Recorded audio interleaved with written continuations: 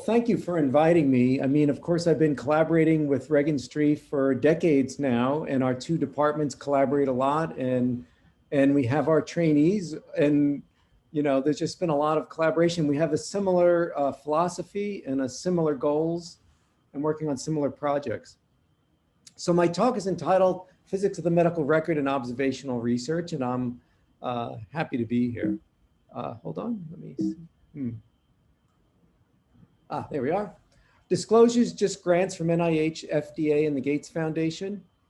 So the title was, first I was going to do physics of the medical record and then some Odyssey, and I was writing my slides on Sunday, and I decided to flip it and spend more time on Odyssey. So, and then spend some time on basically what you might call artificial intelligence or machine learning, because I do have one particular message I want to give. And so I'm going to spend like the end of the talk on that particular message. So it's a little odd to come here and talk about Odyssey, Observational Health Data Sciences and Informatics, because it grew out of OMOP. And of course, the founding of OMOP, one of the main sources was from Regan Street Institute. And also during the transition of OMOP to the Odyssey initiative. Basically, what happened is the OMOP project was a 5-year project completed as part of FDA, and we moved it out of FDA separate from it because we wanted to carry out real research. Under OMOP, we were only allowed to test methods, but we weren't actually allowed to do clinical studies. By moving it out from the FDA and out from, well, actually out from the NIH foundation that it was under, but really through the FDA. By doing that, we can do our own clinical research and contribute to generating evidence and not just test methods. So I know a number of people on the call know Odyssey pretty well, but I'm still going to go through it and give you news, hopefully get some new people involved in Odyssey. The mission is to improve health by empowering a community to collaboratively generate evidence that promotes better health decisions and better care. And Paul Beyondich was the one who helped us generate this statement, actually. And this was probably the most important thing we did, was to generate this mission statement, because we always go back to it, like constantly go back to it, to remind ourselves our goal is to generate evidence to improve health and healthcare. And so when we're arguing over what to do with the vocabulary or what to do with the infrastructure, or whether a table should have an extra column, and we can't figure out what to do, we always go back to this and say, well, which decision will help us better generate evidence? Our goal is not to store data. Our goal is to generate evidence. We created a coordinating center at Columbia University, and so that's why I'm giving this talk. Here's our current network. And you can see we have a lot of sites. These are researchers around the world spread at most of the continents. We actually had someone in Antarctica, but I got them like just after they left. And so I couldn't count their record towards it. And the next person who replaced them didn't answer any emails. So we don't have the 7 continents, but we do have 6 continents of researchers. The number of collaborators, there's 2,000 on our forums, 300 that put their names on our website from 30 countries.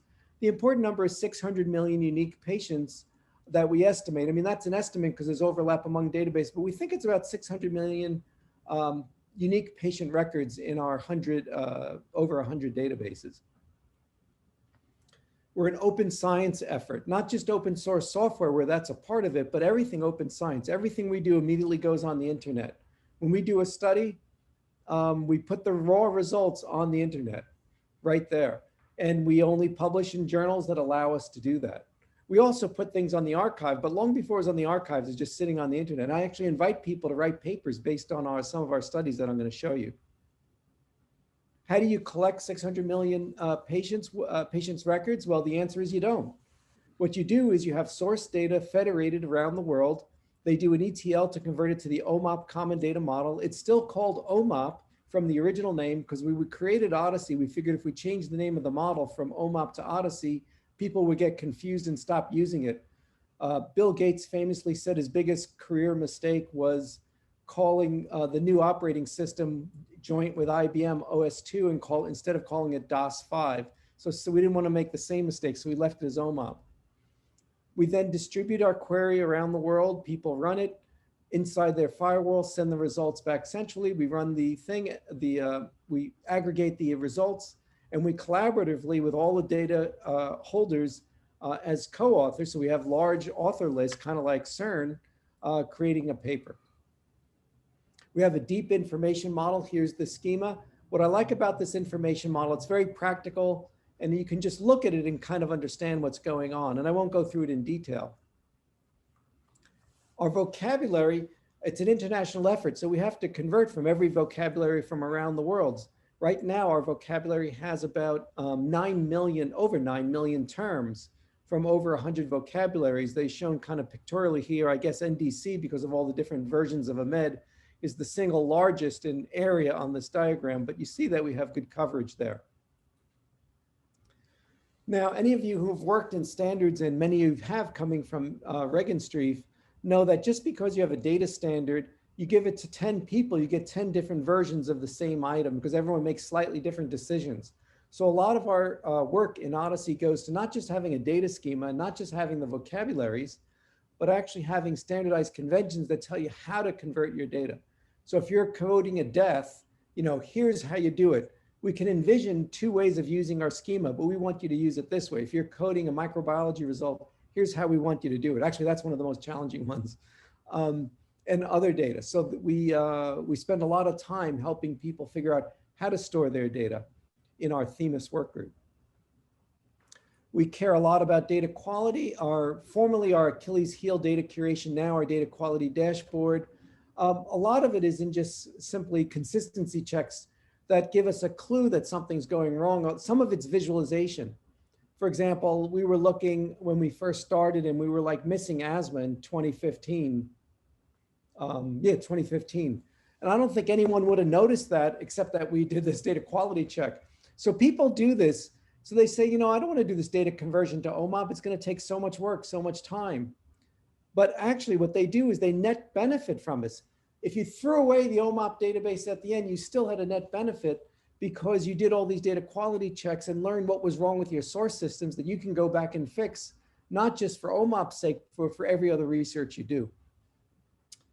Because we have large database, 120 million patients, hundreds of thousands of variables, SAS, SPSS, Python, R, none of them work on that size database. So we had to write our own software in C using cyclic coordinate descent to do basically regularized regression.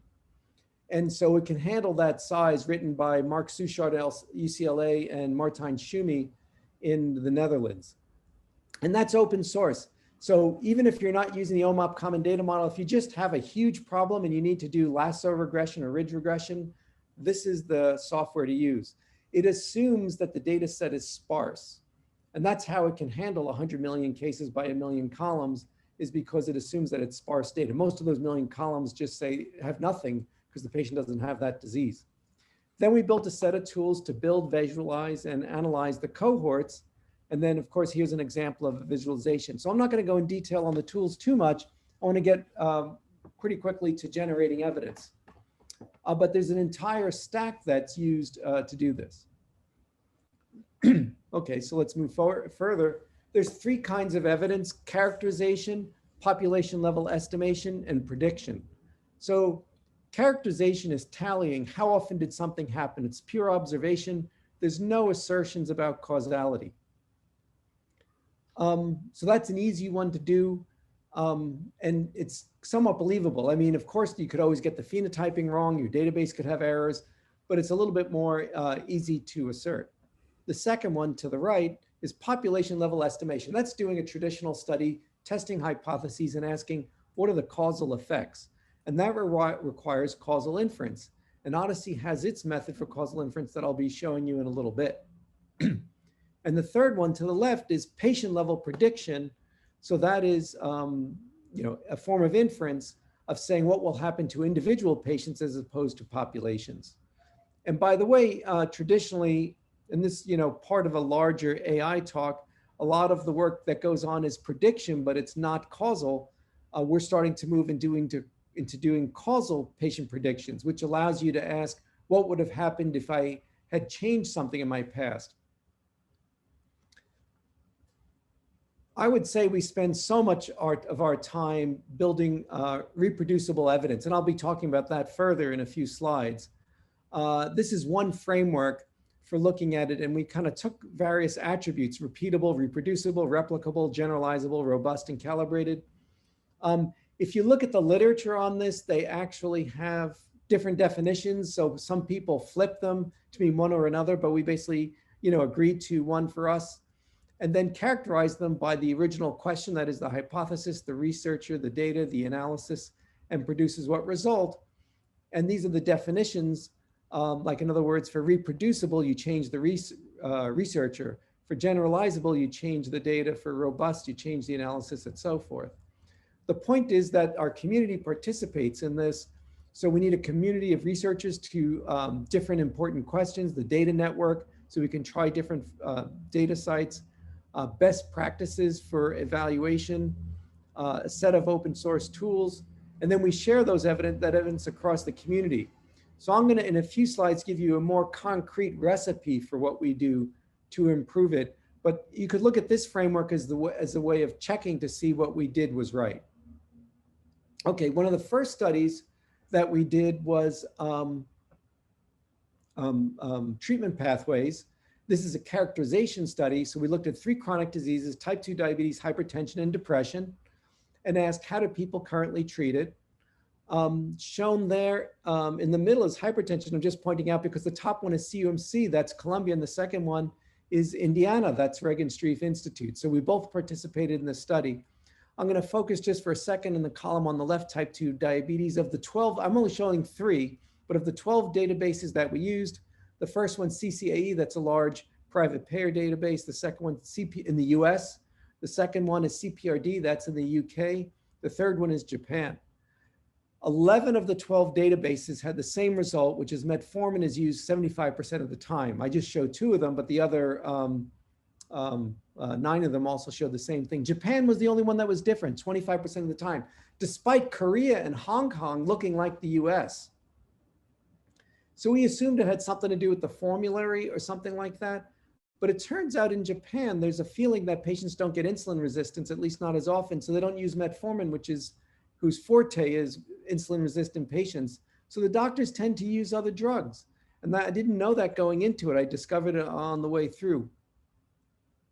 So this is an example of characterization. It was our first large-scale network study.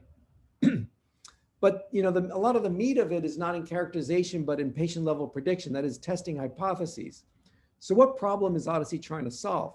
Here's 2 publications in 2 top journals, a month apart, same database, CPRD, same question: do bisphosphonates cause esophageal cancer?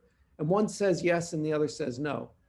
Now, their confidence intervals may not be that far apart, but I can show you a million examples just like this, where different groups using the same database come to very different conclusions, often with distant confidence intervals. We did a study on the literature, and I'm just going to show you a cheat sheet first. So in this slide, the effect size, so this is like an odds ratio or a hazard ratio. So 1 means no effect. I'm comparing 2 things, and 1 means they have the same effect. And on the y-axis is the standard error of that effect estimate. So if you put that together, not significant is the purple triangle on top, which means the p is greater than 0.05. The dashed line is where p exactly equals 0.05. The blue to the right is where one has greater harm, and the other side is the opposite, where that same one has greater protective value. In other words, the other one has greater harm. So now what we did is we parsed the literature, 30,000 observational studies shown here, and we plotted on that curve. And what you see here is dense population of these studies, either harm or benefit, but very little under no effect. 85% of the hypotheses that we tested had a p-value less than 0.05. So some people counter and say, well, researchers don't want to do useless research. Of course, they pick things that are likely to be positive. That's why we studied it, because we suspected it. So you would expect that most things would be positive. If I take a cross section, if I draw a horizontal line through that graph, I get the following blue curve. It has some spikes there, which is basically where there was rounding. So like when you publish a paper and your p-value is less than 0.01, you'll call it 0.01. So it kind of bunches up in the 0.01. But what do we see there? And then there's a spike in the middle at 0 because that's where a paper just said no effect or something and we had no other information, so it ended up at 0. But if you look at the blue, you come up from the side, and then when you hit p equals 0.05, you jump off a cliff down to almost no published studies. You go over to the other side, that's from the benefit side, then you go to the harm side. Again, there's a little bit on the bottom there, but then there's this going up the cliff to the top to p equals 0.05 and then back sliding back down again. So that's a steep cliff. If you only study hypotheses that are actually positive, the steepest cliff you can get is that red line.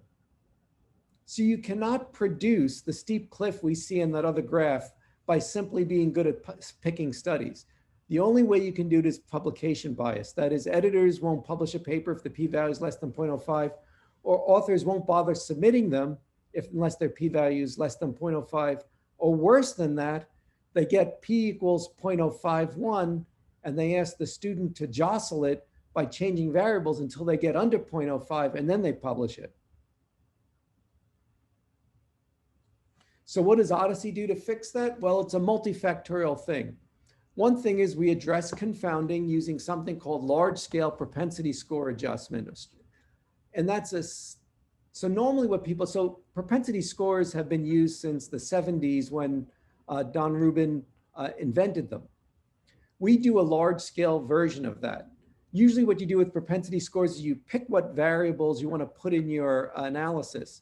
We don't trust that because people pick variables not very well. They pick things that shouldn't be in there, like non-confounders, and they leave out things that should be in there, like confounders. So it's a systematic approach. It basically puts all the variables in except that we eliminate some instruments. If you know what I'm saying, I don't want to go into too much detail because that's a whole talk in itself. We put everything in, so that's 60,000 variables in our studies will go into this propensity score, and we use lasso regression because we have more variables than data. And I just want to hesitate on the diagram on the right, lower right. On the x-axis is the imbalance between so there's a cohort, there's a target group, and a comparator group, the control. And I can't randomize because it's retrospective data. So I want those two groups to look similar, but I can't get there by randomizing. Propensity score analysis lets me balance the two groups so they look similar as if they had been randomized. If I look at the two groups and I see that one of them is much older than the other, then I worry about it.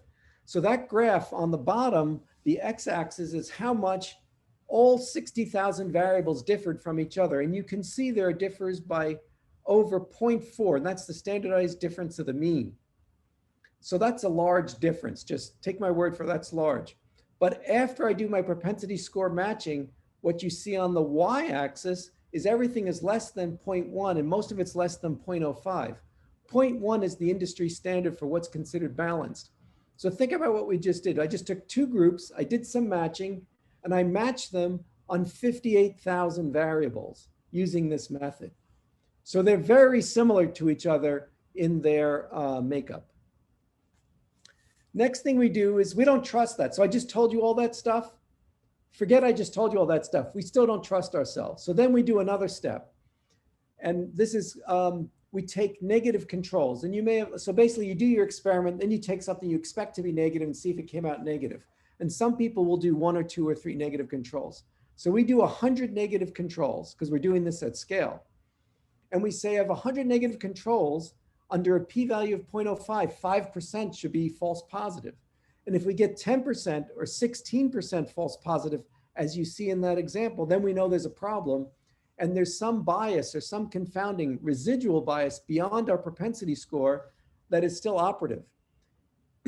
So then we can interpret it with caution, or we can do something else, and that's calibration. We take the confidence intervals and widen them, sometimes shift them a little bit, widen them until the false positive rate is the 5% we expect. Now there's no free lunch in life. So when we widen them, we lose some true positives. But the good news is that we know that our false positive rate is 0.5. And sometimes in papers we'll say, here's the nominal amount and here's the calibrated amount. We show you both ones. We use multiple databases, multiple locations, multiple practice types, and compare them, exploiting Odyssey's international network to see if there's consistency. And as I said, we're open, we publish everything. So the hypotheses, the code, what parameters, this is the random number seed, and the different runs. So, you know, people on the internet can see our results before our collaborators even see our results, because they go directly onto the internet. And then the other thing we do is we test a lot of hypotheses at the same time, not just a lot of negative controls, but a lot of hypotheses. And what that does for us is it allows us to see how we're doing, to test our operating characteristics. So if you do one study, people just have to trust that you did it right. But if I do 100 studies or 1,000 studies, I can look at your results and say, you know, you have 200 things positive out of 1,000. I don't think that drugs have that many side effects. You're doing something wrong. I have some suspicion here.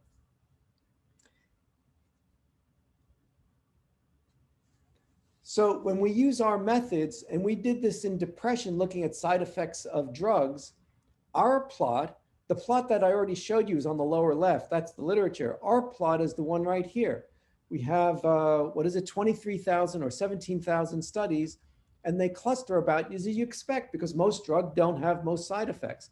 11% were positive. Now, if the p-value is 0.05, that means 5% were false positives, which means about 6% were probably true positive side effects. And given some of these are mild side effects, a 6% side effect rate may not be that far off for these kinds of drugs. So now let me go. So that was a demonstration. Now let's use it in practice for an important problem, hypertension. The US hypertension guideline came out in 2018. They listed about 28 drugs as first-line drugs, so they didn't tell you which one to use over other ones. And then about an equal number of second-line drugs to use. Shown here, I think, are the first-line drugs, but there's another half of this table, which is the second-line drugs. And they can be broken into these 5 classes. So they have a bunch of, so their recommendations are to use one of these 28. That was based on 40 randomized trials. Now, if you look in detail, 11% of recommendations in general are based on RCTs. Most decisions are expert opinion. If we take this guideline and I plot all 58 drugs that are mentioned, first and second line, and then I draw an arc between drugs that had evidence in the literature, that circle, that arc, relatively not filled in arc, is the evidence we use to generate that guideline. And everything else, like all those drugs that have no arcs on them, it was just expert opinion of how it should be classified. Is it first or second line or not even on the list? So our goal is to fill in that diagram. So we took those 58 hypertension drugs, and you notice in hypertension that people sometimes take 2 drugs at a time. So what we did is we took every drug in hypertension and every pair of drugs in hypertension, so 58 times 57, and compared it to every other drug and every other pair of drugs in hypertension. So 58 times 57 times 56 times 55, more or less, combinations. And then we coincidentally, unfortunately, picked 58 outcomes that were important to compare. So it's about 58 to the 5th power. And then we had like 4 different designs or something. So it was on the order of 58 to the 6th different things if you add it all up. Most people don't take most combinations, so you can't do most comparisons of this pair and that pair. So in the end, we had enough data across our databases to do about 500,000 triplets, which is the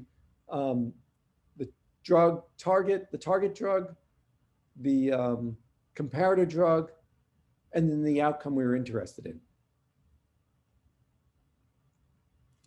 So we did these 500,000 studies. And one important point I want to make is because it's a systematic approach, every one of those 500,000 studies is a fully executed trial with all the diagnostics and everything. You pick a pair of drugs and I will pick out one of those 500,000, and then you put that up against any paper in the literature that does a retrospective trial of those 2 drugs. And I would be willing to bet that our trial, every one of our 500,000 where you find a match, we're actually more robust than theirs.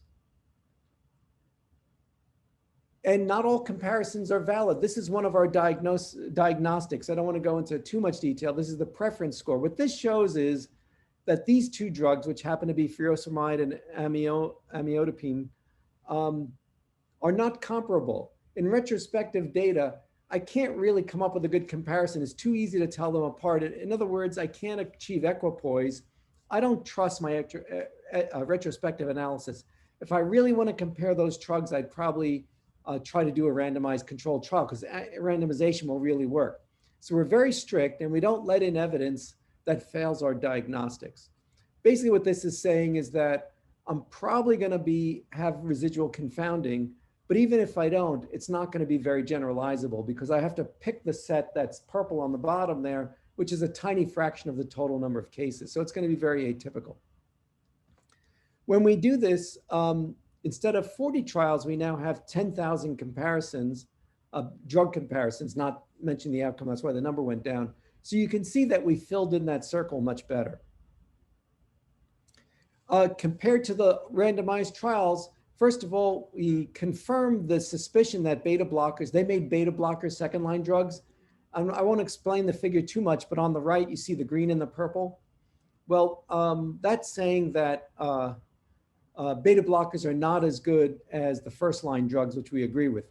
The thing that was different is the two corners, upper right and lower left, that thiazide diuretics did better than ACE inhibitors. Now, it's a real finding. We're still looking into it to see, is it really, and it did better both on effectiveness and safety, interestingly. So we're looking into it a little more deeply to see what does it really mean? Is it because someone added a second drug and that wasn't accounted for? So we're looking into that analysis this semester. That came out in Lancet. This chart pretty much says the same thing I just said. Here's one, anyone who uses chlorthalidone versus hydrochlorothiazide, two diuretics. Chlorthalidone is very popular with young doctors and researchers because it's a longer acting drug, it's more potent. Potency doesn't matter because you just take a bigger pill, but longer acting could have an effect. And so the theory is it's a better diuretic, it's better controlling hypertension, it'll have better outcomes. But there's no randomized trial comparing them. So that's being recommended, even the guideline, they kind of in this footnote say, you know, chlorthalidone might be a better drug. So what we found in this huge study is that effectiveness was equal and safety was hugely in favor of hydrochlorothiazide. This is the safety part. With the odds ratios like 3 on things like hypokalemia. So we published this paper in JAMA Internal Medicine. It got some letters from the guideline author and some others, the head of the CDC. So there are a couple of letters. It was very interesting. We did all the analyses they asked for. We checked everything they were worried about. It still held true. They were suspicious that people fail on hydrochlorothiazide, and they switched to a second antihypertensive agent in addition to hydrochlorothiazide, and that's what we were seeing. When we looked in more detail, people are failing chlorthalidone faster than hydrochlorothiazide. I fear that what's really happening is that neither drug is controlling hypertension that well, or they're getting a side effect and they're failing the drug quickly, and hydrochlorothiazide hurts you less in that 2-month period before you fail, whereas chlorthalidone is doing some damage before you fail off it and go on to another therapy. And you're not taking either drug long enough for the long-term effect, but you are on it long enough to get the bad outcome from the chlorthalidone. I got a lot of emails from it, a lot of it from doctors who were hypertensive, older doctors, hypertensive. And the doctors who are on hydrochlorothiazide, a lot of them failed on it because they were hypertensive. I mean, because it wasn't controlling them enough. They switched to chlorthalidone, had renal insufficiency, and then went to another drug. And other drugs who were on chlorthalidone were going into renal insufficiency, switched to hydrochlorothiazide, didn't have good enough blood pressure control, and switched to another regimen. So it's very interesting to see, but if you're using chlorthalidone, really be careful. We compared our results to the randomized trials that were available, and we found that we're concordant on 28 out of 30. So this is a p-value, 0.05 means we expect to be off by 5%. So we were off by about 6%. So this is about the expected rate that you would be concordant on 28 out of 30 trials. So that where there were randomized trials, we matched the previous literature. So the clinical lessons I've already talked about mostly. And one thing I wanted to point out is that the evidence is being published in top journals. So Lancet, JAMA Internal Medicine, Hypertension, JAMA and JAMA. That's not actually hypertension, that's anticoagulation. It showed that those two drugs are about equal. People favor the first one, but in fact, we're finding that they were equal, almost the same on safety. If anything, the second one is safer. Clopidogrel is a little safer in the setting of cardiac interventions. But the conclusion that I want to make for this talk is it's feasible to create an enormous international research network. Sites are willing to participate despite privacy because they keep their data. We're nearing 1/10 of the world population in our federated database. We're completely open and we have a concrete approach to address credibility. Because of this work, we're collaborating deeply with the FDA, helping them we're deeply involved in vaccine safety analysis. We're helping them design their protocol for vaccine safety for COVID-19, where the OMOP is the database, is the data model for the All of Us research program and the eMERGE program. And we're aligned with Eden, which is kind of Europe's research network. The Korean government adopted Odyssey and OMOP as its backbone. And of course, the NCATS N3C collaborative cohort and COVID collaborative cohort, I mixed up the words there, but you get it, is using OMOP as its data model. So let's look into COVID work a little bit, and then I'll move over to my last topic. Here's our network. The ones in yellow and black are the ones that have COVID data. It's actually increased. I have to update my thing, but we do have COVID from them. We have about 4 million patients with COVID in our database. It's probably over 5 million right now. One of the early studies we did was characterization. So that is just understanding the characteristics of COVID-19 patients. And this was an early study when we were still understanding, like, did it affect young people, old people, what comorbidities and so forth. This was eventually published in Nature Communications, although most people read it while it was on the archive. Here's one of the figures, but I'm actually going to go quickly to the next figure. One thing we did is we compared COVID-19 to flu, both regular flu and H1N1. And what we find is that COVID-19, while it's true, it affects people who are older and people who have comorbidities. But if you compare it to flu, even H1N1, people are younger and healthier. So sure, you're better off if you're young than you're old. But compared to flu, this is a young people's disease. And that is why, well, there's a lot of reasons why it creates so much concern, but it's not safe to walk around even if you're young. We did a number of studies under the name CHARYBDIS that are examples of characterization studies looking at pregnancy, cancer, autoimmune diseases, HIV. Most of them are on the archive being reviewed by different journals. They're all available right there. If you go on you can actually go on data.odyssey.org and look at all the results and look at the raw data. And if you go to that odyssey.org, you can look at that. You can find the preprints for all those papers. We did some prediction. What we did initially before we had a lot of data was use influenza to generate the model, but only tested it in COVID around the world. A lot of people were generating COVID prediction models to say who was going to do poorly in the ICU, so they need to come in versus can go home.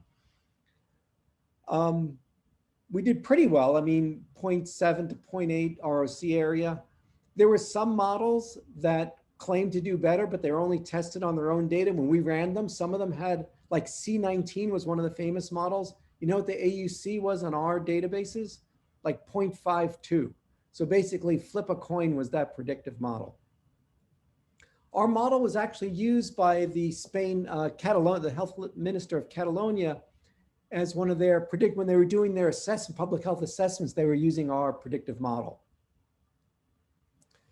You remember hydroxychloroquine, which was a popular drug early on. We did an early study on safety first, just to say, is it a safe drug? Remember, for treatment for COVID, if you've got COVID, then probably it's a safe drug. But they were considering giving it as prophylaxis to millions of healthcare workers. So then you care about the safety a lot more. We found that actually hydroxychloroquine in short doses, in short treat, like a month, treatments was okay, but combined with azithromycin, produced a significant, like a worrying number of deaths and cardiac arrhythmias. That was used by the European Medicines Agency, that's the European FDA, in its decision, part of its decision to withdraw or withhold approval for hydroxychloroquine for COVID-19.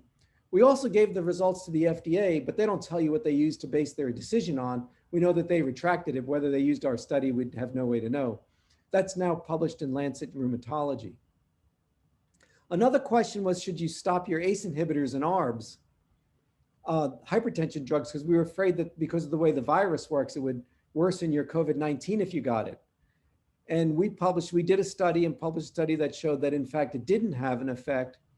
But I want to point out that the EMA not only used that study, but in that snippet on the bottom, it talks about Morales. That's our paper, Morales, and basically holds it up as an example. Because of the things I showed you before, how we did our reproducibility, they held it up as an example of how people should be doing research in this area.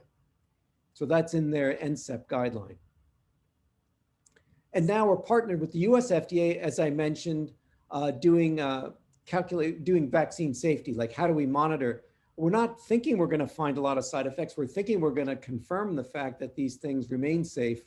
And we've already iterated with the FDA where they've modified their protocol based on Odyssey's recommendations. One of the things I'll just show you quickly. These are different outcomes that we care about in vaccines, and the curves are different age groups, and the scale is a log scale. So the incidence rate for side effects of vaccines ranges from 0.0002 to 2, depending on your age group, which makes sense. Like heart attack is not going to happen in young people. When they do these studies, what we pointed out to the FDA, one of the things they changed is you have to do an age adjustment. When the age groups vary by 10,000, then any slight difference in age distribution causes like a fatal error in your incidence rate. So this is one of the things they incorporated. And we're doing a number of studies ongoing in COVID-19, but I want to move on to the next topic, data assimilation. So I'm going to change gears right now. Data assimilation is a technique that combines, so completely changed gears, combines mechanistic knowledge with empirical data. So if you were around in the 1980s, you know, when they told you it was going to rain, you still went on your picnic. And if they told you it was going to be sunny, you still brought your umbrella because they weren't very good at doing forecasts. Now, when we look at our iPhone, if they're off by 10 minutes when the rain's going to start, we're annoyed at how bad it is. The way they've done it is through data assimilation. They have models of the atmosphere, but they don't work that well. But they have voluminous data. And what data assimilation is, it puts those two together to create a reasonable prediction. And so you basically make your imperfect prediction, you see what really happened, you see the difference, and you fix all your parameters so that you do better next time. You make your next prediction, and you remain anchored to the real data. This is work, they do this for space travel. How do you hit an asteroid that's a zillion miles away and is only like, 10 feet wide? Data assimilation. Infection track, it's been used in medicine only a little bit. The insulin pump and infection tracking are two examples.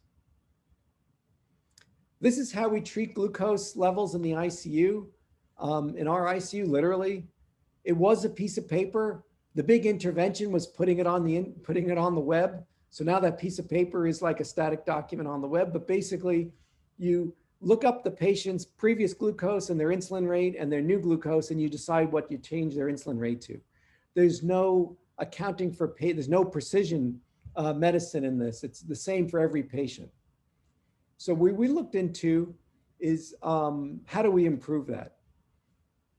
One thing I want to point out, one fun kind of way of looking at it.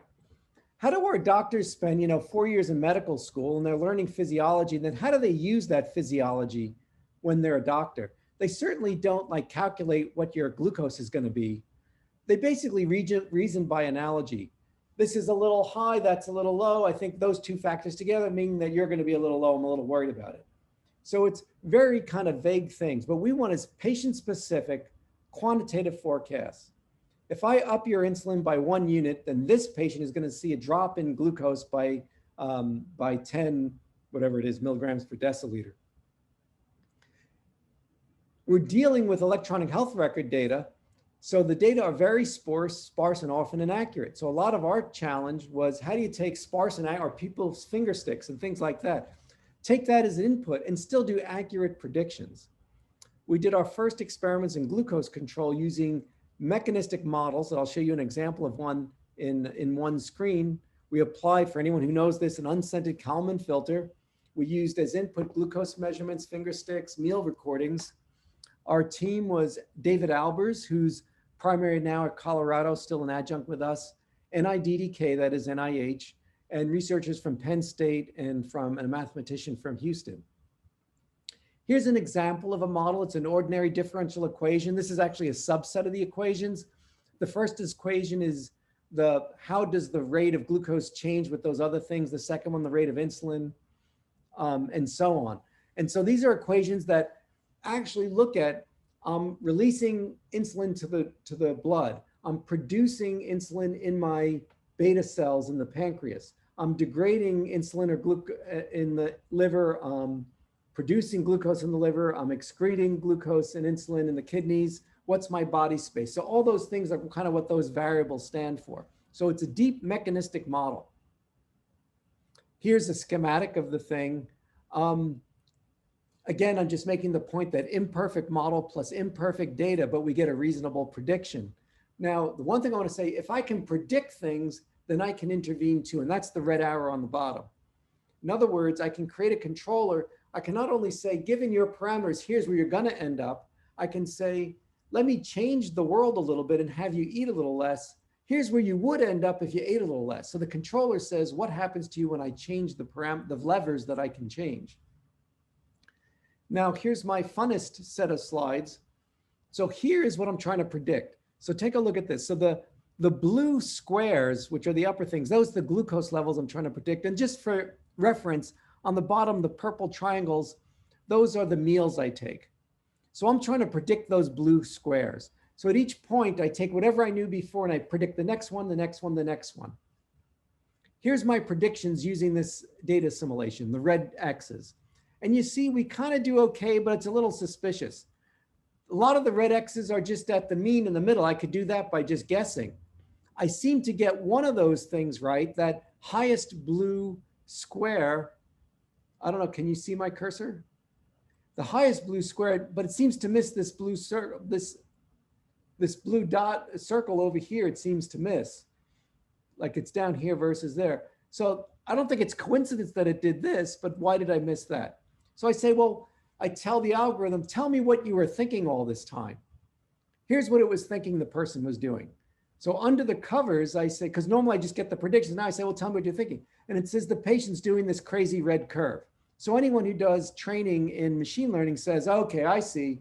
You were training this on the blue dots, and it did this overfitting of the patient because they're doing this wacky swings back and forth. But one thing to note, the one that I missed, I actually only missed it by 10 minutes. What happened is I got the time wrong. I didn't get the peak wrong. So you say, you know, but I don't trust this. This is like, do people do this? And I asked Dave, do people do this? And he said, yeah, they do that. And I said, I haven't seen that in any papers. And he said, well, people never publish that stuff. Like people do this and no one publishes this. So then we put a glucose monitor on the next patient. Now this data was hidden from our model. We didn't see it until we were done. Here's what the patient was really doing. So now I challenge, and it's like a perfect fit. So now I challenge you. You give this data set to a deep learning algorithm, and we had more points in this, but it's only like 50 points like this. No deep learning algorithm at the end of seeing these data is going to give me this prediction and match reality like this. The only reason we could do this is because we had a mechanistic model that knew how glucose and insulin works. So then we did a study. We did a randomized trial. We actually put it into practice. So we took a smartphone. We had the person type in their fingerstick glucoses, take a picture of their meal, crowdsourced the photo to a nutritionist who said what the calorie count is in real time, and told the person, if you eat that meal, your post-meal glucose is going to be this at 1 hour and this at 2 hours. And if you keep eating like this, your hemoglobin A1C is going to be 8.5 at the end of the month, and your doctor's going to be mad at you. So you may want to consider cutting the carbohydrates or something. We found what this diagram shows is that we matched nutritionists on the 1 hour And we did way better than nutritionists on the 2-hour predictions, using that as a goal. It's like, how could you do? Now, it's not fair because nutritionists don't normally do 2-hour predictions, so they're not used to it, and that's probably why they didn't so well. But the fact that we matched them and did better than them was still pretty good. The randomized trials showed that the people who got the intervention did do better. The people who didn't get the intervention also did better because we were watching them carefully. The only good news was that the ones, well, not good news, but the ones who didn't get the intervention went back to baseline, whereas the ones who got the intervention stayed at the better level. So that paper's coming. Nearing the end here. What this is, Artie Sherman at NIH has this, basically there's hysteresis. You're non-diabetic, and the theory is you screw up your beta cells and you go over the curve into diabetes land, and it's hard to get back. And that, so when you move from one state to the other, you kind of, like, as long as you stay on this, even though you're eating the same things and you're almost the same weight, like you're in a state where it's okay. But then once your pancreas goes awry, it becomes an irreversible thing, or almost irreversible. Some people have come back from mild type 2 diabetes through acute, severe, dangerous calorie restriction. What we're trying to do in our studies is to figure out, is there a way to get back over this hump without danger and in a way that people would actually do it? And the other one is, why is it so hard to control glucose in the ICU? People come in who are not diabetic, but then they act like diabetics, and it's because of the stress and the steroids and everything. They're there, and often they'll get, like, because they're short term, they'll get without TPN, or they'll get TPN, but it influence some kind of nutrition infusion, which is at a constant rate. You would think that this constant rate helps you. It should help control your glucose, because everything, you're not getting meals anymore that's bouncing you around. Well, it turns out, and this is Will Ott's work at Houston. So he's a chaos theory expert, and Dave Albers, the guy I started talking about, he actually came from chaos theory. That's before he came into informatics. When you do meals, they kind of kick you into a baseline state that's healthy. When you get a constant infusion, you actually drift off slowly into a bad state. So that's the delay-induced uncertainty. So what happens is two people who look very similar, like same disease, same weight, same everything at the beginning, at the end of time after a constant infusion, they drift apart. And I won't explain the figures, but that's what those figures are explaining. And one needs more insulin and the other needs less insulin, even though theoretically it's the same patient. It's because it's chaotic. It means it's actually not predictable. So doctors shouldn't be coming up with better algorithms, because there is no algorithm, because it's chaotic. What you can do is check more frequently and update it more quickly. And that's the solution to the chaotic, because part of it is how quickly that's a parameter that you can change. Now, we haven't proven that it's chaotic in the ICU yet, but we just published a paper in Chaos showing that, yeah, it was in Chaos, showing this phenomenon that it's possible. Now, let me just say a little bit about artificial intelligence and data assimilation. AI attempts to learn rules and patterns from large amounts of empirical data. Now, then now I have a particular patient at hand, and I use that model to say what happens to this patient. But no matter what I do, I'm always actually comparing that patient to other patients like them, in effect, which may be real in the database or not real, but it's really subgroup analysis. When I do data assimilation, I have a mechanistic model. I'm actually computing something for that patient. It's really N of 1, which is different from subgroup analysis. So DA is actually giving me a finer analysis. But the other part of it, and that's that second sub-bullet under the first bullet, with so many degrees of freedom, when you do deep learning with a zillion degrees of freedom, you're never sure what it'll do with a new case. When I show a brand new patient, in order to optimize perfectly the patients it did see, it maybe send this new patient off to some weird space where they're being told to give, 100 units of insulin or something. That's why insulin pumps use linear models. Even they're not as good as the nonlinear ones, they're more predictable. They know what will happen when something goes wrong. They don't want to take the chance of an insulin pump, which is implanted into a person's body and there's no one watching over what goes on. With data assimilation, with the mechanistic model, we have a better feel for what it's going to do, because I can see it and I can see the equations and I understand them.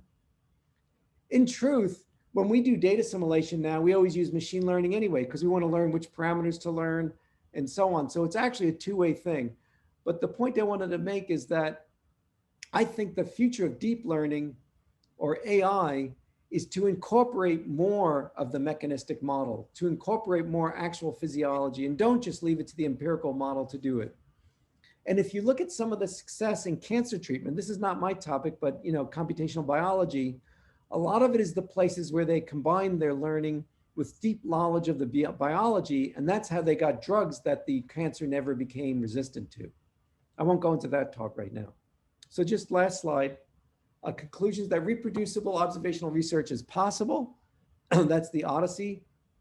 We want to get to the point where right now when you publish a paper that uses retrospective data, the editors always force you to put a sentence in that says, but of course this is just observational research, so ignore it until until an RCT comes out. We want to get to the point where people trust it, where we criticize ourselves and don't publish paper. We should publish the diagnostics that say, look, we don't trust this result. The Odyssey community is open and we want you to join it. And then lastly, that the future of prediction intervention lies in empirical learning combined with deep biology. And I'm going to stop there. Thank you, George, for sharing all of that with us. I think Sean will coordinate the questions in the chat. So Sean. Sure, absolutely. I've got a few questions, George, and we've got at least one, and I'm sure there'll be more in the chat. So first question, Umberto said, what can you say about the temporal alignment of the Odyssey databases?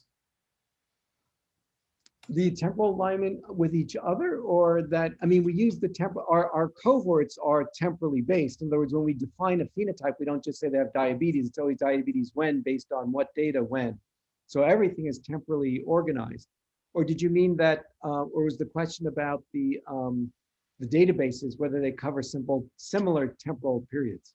The latter. Our databases are, some start as early as Columbia's database is 1979, and they all go up through the present. Most of the time when we're doing studies, we look back 10 years. But one of the big problems for COVID-19, and perhaps this is what prompted the question, was that our databases didn't have COVID in it.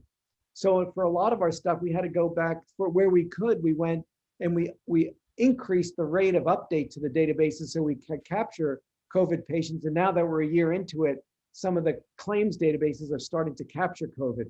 But so our databases vary from like a month ago to 2 years ago for some of the CMS databases. Thanks.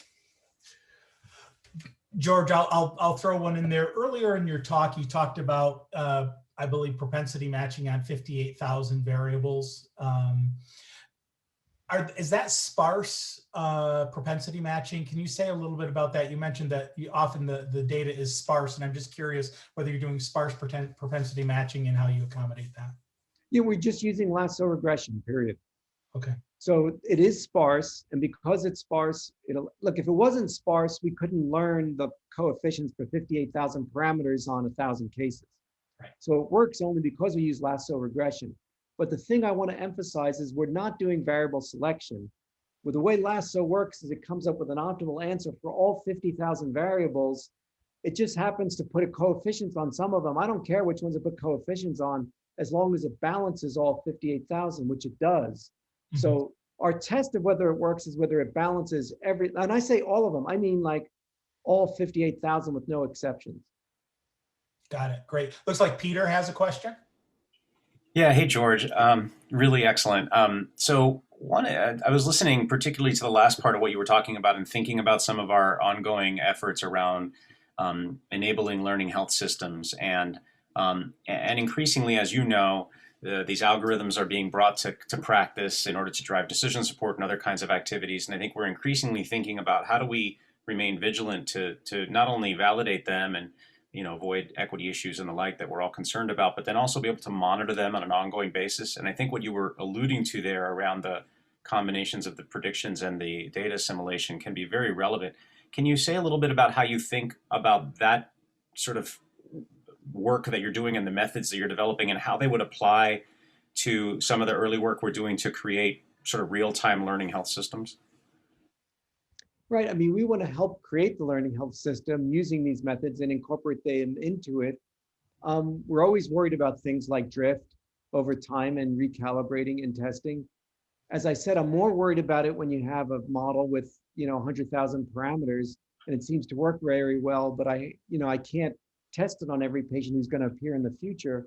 You could envision something where you do two models and you trust the deep learning one because maybe historically it's found to be more accurate, but you also run the other physiology-based one to make sure that the deep learning one doesn't say something crazy. And if it's outside the bounds, then it sends off an alert. So I can imagine models checking each other's accuracy. You could combine it or you could keep them separately. And then going into bias and, how do you deal with, structural racism and so forth implicit in the models. And, we're just beginning to look at, like, it's so complicated to try to get that right. And, how do you factor out appearance, that is true prejudice? How do you factor out historical prejudice, which is in the socioeconomic factors? And how do you factor out like the actual biology, DNA? And then, you don't want to do affirmative action for dosing. You want people to get the right dose. But for giving out transplants, maybe there is I don't know, there's difference. A lot of this is, figuring out the policies, and then from the policies, we can figure out the algorithms. Yeah, great answer, of course.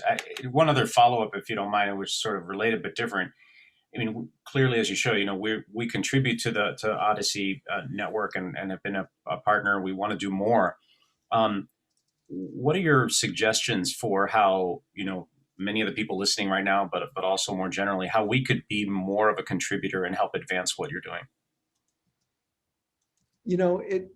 It would be extremely helpful. And I appreciate the people who have and seeing them on the list. Basically it works when it becomes your research, focus, and you throw yourself into it and you spend your weekends and nights working on it. It's a voluntary network. Reach out to us to say, listen, I'm trying to get in here, but I'm not getting anywhere. Can you help me connect me to the right way of doing this? I mean, if you look at the COVID work, a whole bunch of new people appeared as leaders in Odyssey that were, not unfortunately, but it'll, tend to be the assertive ones who become in because the other ones weren't assertive and they didn't.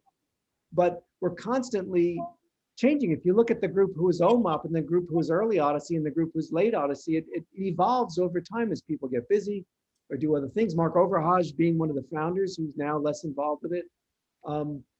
But new ones keep coming in. So don't be afraid of starting a new area. I mean, Chan, you at Korea, I mean, he's a PhD student. His paper just got into JAMA. Actually, the anticoagulation study, yeah, he's the lead and first author on it. So I think it does take time though. So it has to really become your research project, but throw yourself into it. Great. And reach out to us, Patrick, for advice.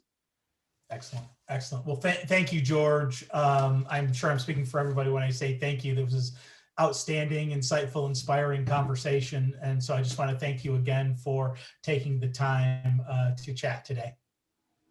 Thank you very much.